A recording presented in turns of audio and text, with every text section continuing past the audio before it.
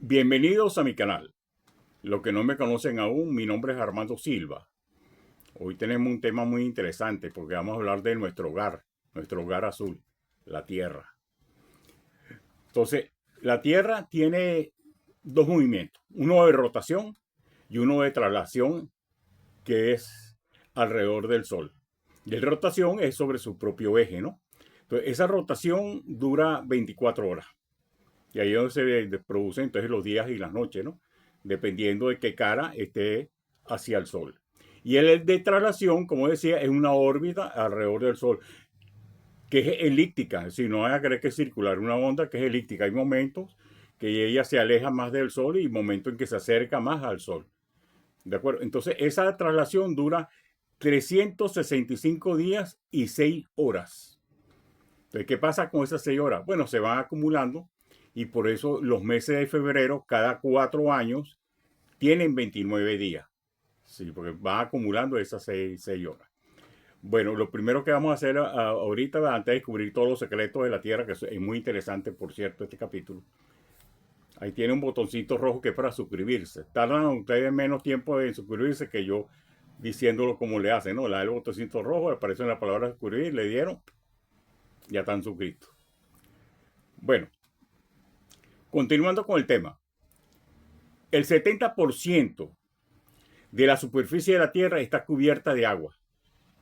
Por eso se llama planeta azul. Eso significa que en el mundo hay unos 1.386 millones de kilómetros cúbicos de agua. Una cantidad que se mantiene igual de hace 2000 años. Sí, porque se evapora y vuelve a caer en lluvia. Sí, eso es lo que llaman el ciclo hidrológico. De eso podemos hacer un capítulo, un video en cualquier momento también sobre eso. Es decir, el por qué se mantiene el agua, ¿no? Porque ahí es el ciclo hidrológico. El agua, si sea agua de desecho, ya va a caer donde va a caer, se evapora y regresa en forma de lluvia. Ahora, aunque 3/4 partes de la Tierra están cubiertas de agua, o sea que es el 70% de la superficie, 97,5% es agua salada, que está formada por los mares y por los océanos, lógicamente, ¿no? Y solo el 2,5% es agua dulce, del cual solamente el 0,3% se localiza en lagos y ríos, que es de donde principalmente tomamos el agua para nuestro mantenimiento, para el mantenimiento de nuestra vida.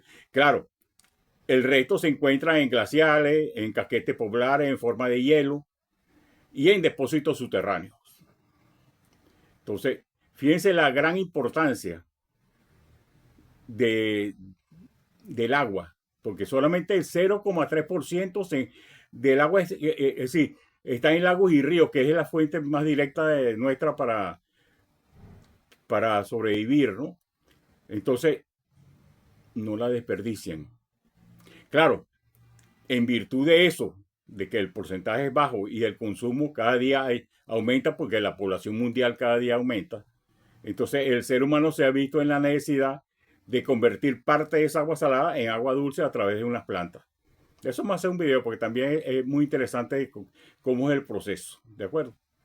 Entonces, la Tierra, aparte, sí, aparte del agua, ¿no? Tenemos un satélite, que es la Luna.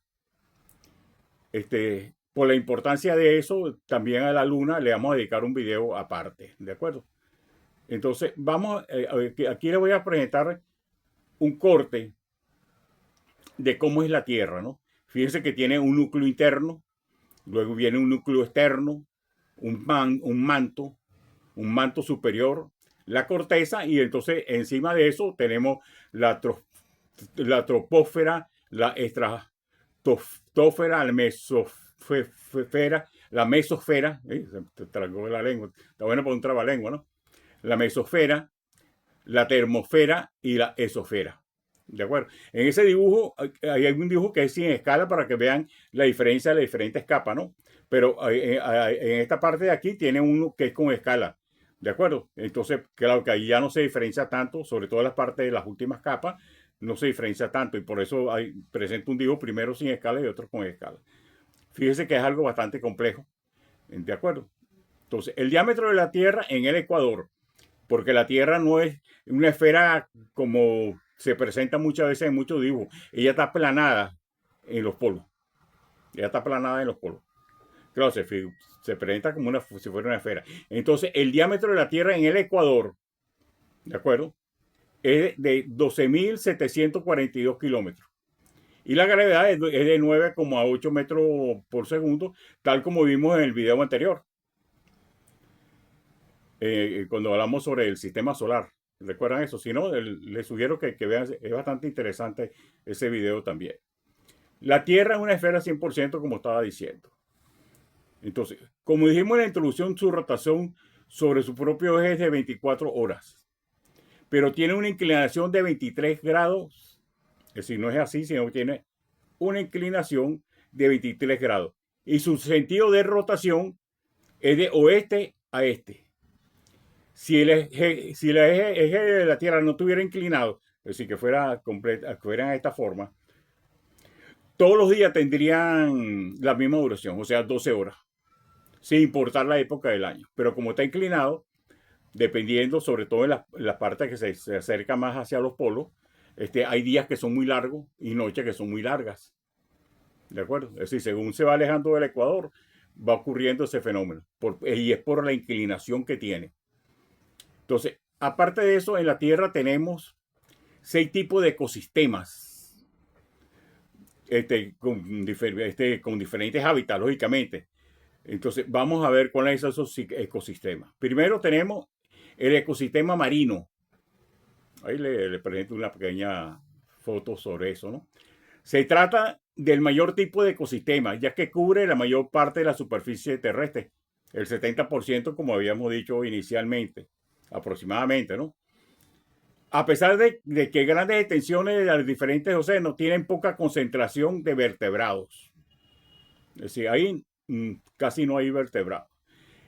El agua rica en minerales que contiene buche de vida son prácticamente en todos los lados. ¿De acuerdo? Por otro lado, la diversidad de formas de vida también depende del nivel de profundidad en que nos encontremos, ¿no? ¿De acuerdo? Aunque algunos animales están presentes en cualquier profundidad.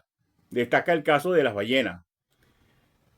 Si la ballena, por lo general, en zonas abismales y hay otros organismos pequeños. Es decir, pues la ballena puede bajar y subir a zonas abismales, ¿no? Pero también unos organismos pequeños, dado que la materia orgánica disponible es escasa. Destacan los pastos marinos de algas, los arrecifes de coral y las fumarolas de grandes profundidades marinas. El otro ecosistema súper importante es el ecosistema de agua dulce, porque nuestra vida depende básicamente de eso, del agua dulce. Los lagos y los ríos también se basan en el agua, pero son ecosistemas muy distintos a los de los mares y océanos. Sí, porque diferentes subtipos de ecosistemas de agua dulce, los sistemas lénticos, los lóticos y los humedales, perdón. Los primeros están compuestos por lagos y estanques, y en ellos el agua se mueve muy lentamente. Los segundos, en cambio, están formados por ríos en los cuales el agua se desliza con rapidez a causa de la gravedad y el relieve del paisaje, lógicamente. En los humedales, los elementos del ecosistema están saturados de agua. Es decir, que se siente que uno prácticamente estuviera respirando agua por el alto porcentaje de humedad que hay. En esta clase de ecosistemas predominan los tipos de vertebrados del tamaño medio o pequeño, dado que no hay mucho espacio en donde desarrollarse. Algunos de los animales más grandes que podemos encontrar son los peces de la talla del siluro o del esturión. Ciertos tiburones que remontan ríos, como el tiburón toro. Sí, el tiburón toro puede estar en agua salada y en agua dulce. La raya y una especie de foca que habitan en los lagos de Finlandia. El otro ecosistema es el desértico. Los desiertos se caracterizan por la bajísima frecuencia con la que hay precipitaciones. Sí, prácticamente ahí nunca llueve. De vez en cuando, pero prácticamente nunca llueve. Ni la fauna ni la flora son variadas, ya que pocas formas de vida grandes pueden subsistir en condiciones tan duras.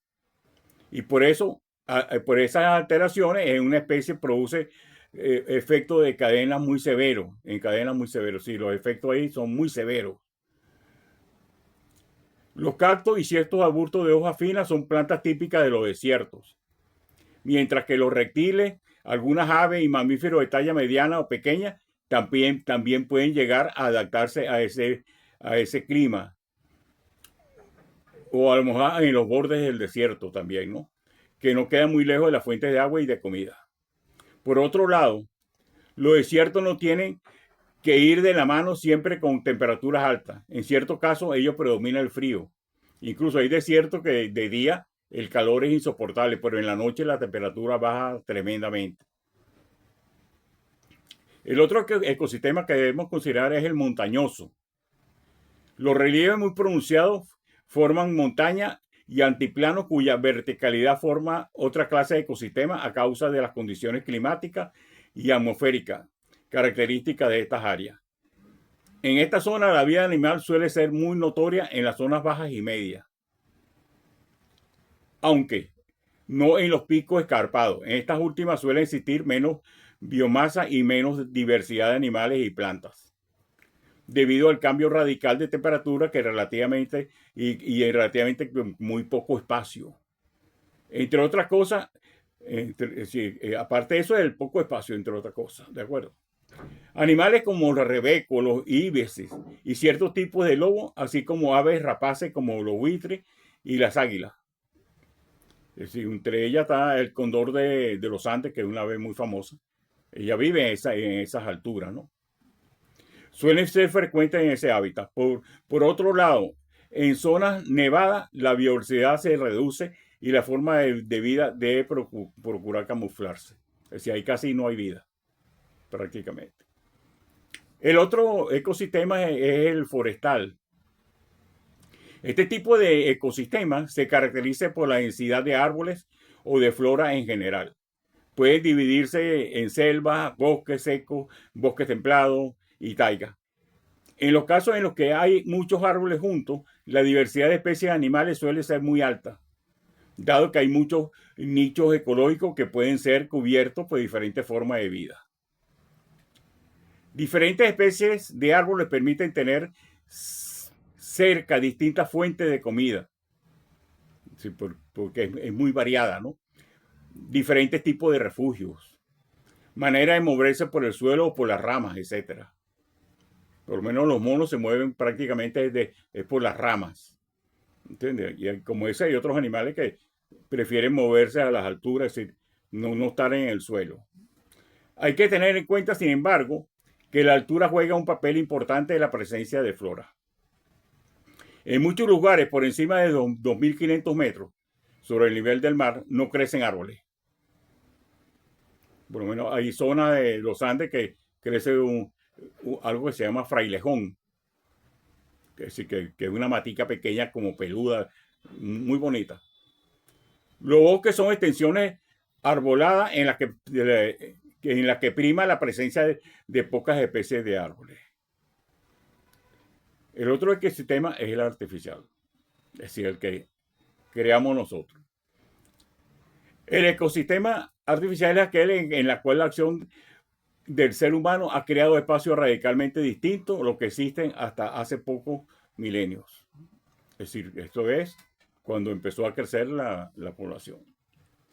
La presencia de edificios, rascacielos y grandes extensiones cubiertas de luces, cemento y pavimento hace que algunas especies se adapten a esos entornos y otras no.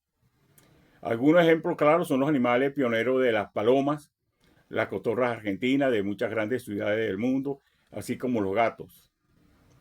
También en Caracas, Venezuela, a pesar que es un ecosistema artificial, en los alrededores se ven las guacamayas, ¿de acuerdo? Las guacharacas. Es decir, se han mantenido. La ciudad ha crecido, pero ellas se han mantenido ahí. Los gatos sí predominan en cualquiera de esas ciudades, ¿no? Ajá. Estos animales se benefician de la abundancia de comida y de la relativa ausencia de depredadores que se deriva de la presencia de humanos en las proximidades. Por otro lado, algunos animales han colonizado regiones en las cuales antes nunca habían podido vivir gracias al hecho de tener ciudades como lugares de paso. Sí, entre ellos están los gatos, como estaba diciendo. ¿Qué ciudad no tiene gatos? O ratas. ¿Qué ciudad no tiene ratas? Bueno, espero que este video le haya gustado, es bastante simpático. Si no se han suscrito, suscríbanse.